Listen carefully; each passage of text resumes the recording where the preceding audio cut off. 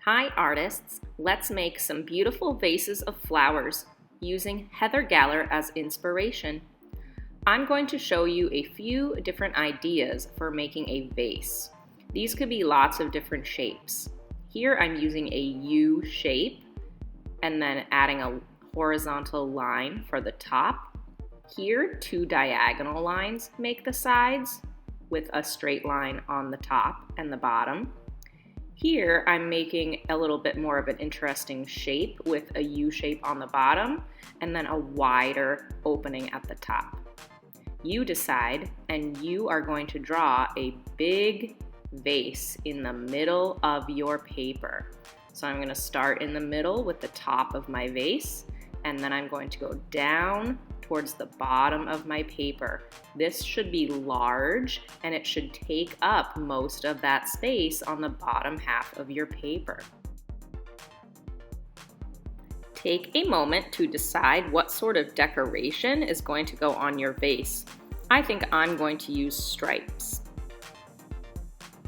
The stripes make my vase look a little bit more realistic because they are wider at the top where there's a bigger opening and they get smaller at the bottom.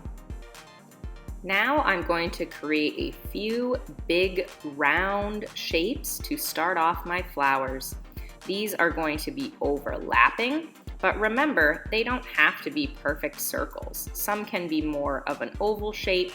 As long as they are round to start out with, that's okay. I am going to start making some concentric circles or circles with the same point. It kind of looks like a bullseye.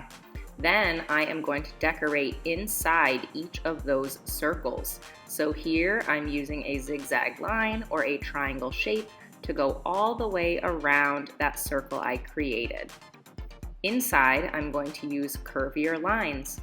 Each flower is going to be a little bit different. I'm going to try my best to add variety to my artwork. So I'm trying to mix up those designs and make it interesting to look at.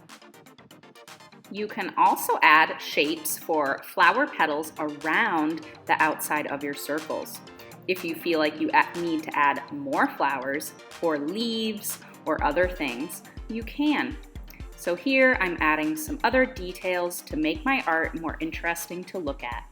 I'm even going to add a few extra drawings like butterflies and other little bugs around my flower design. So take some time to think about what other details you can add to make your artwork exciting to look at. The other thing we need to add is our horizon line. This horizon line is going to be representing the table or the surface that our flower vases are sitting on. I made a horizontal line across my page so it looks like it's behind my vase. Now I am adding a pattern, maybe this is a tablecloth, on top so that I can see another pattern and make my artwork really stand out. When I am done with my drawing, I am going to trace with my Sharpies. Here I am using the fine point Sharpie so that my lines are nice and bold. I'm also going to switch it up a little bit and use my ultra fine point Sharpie. So I'm going to use the big Sharpie and the little Sharpie to add different line weights to my artwork. So some lines will be thicker and some lines will be thinner.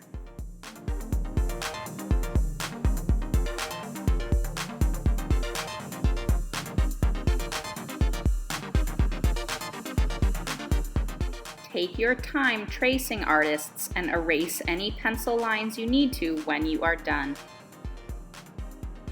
When your Sharpie is complete and all of your lines are really bold and stand out, it's time to color. Here I am using crayon. I am going to use a variety of colors and I am going to try and add a little bit of value. So in some spots, I'm going to press harder with my crayons, and in some spots, I'm going to press lightly with my crayons to create a lighter color.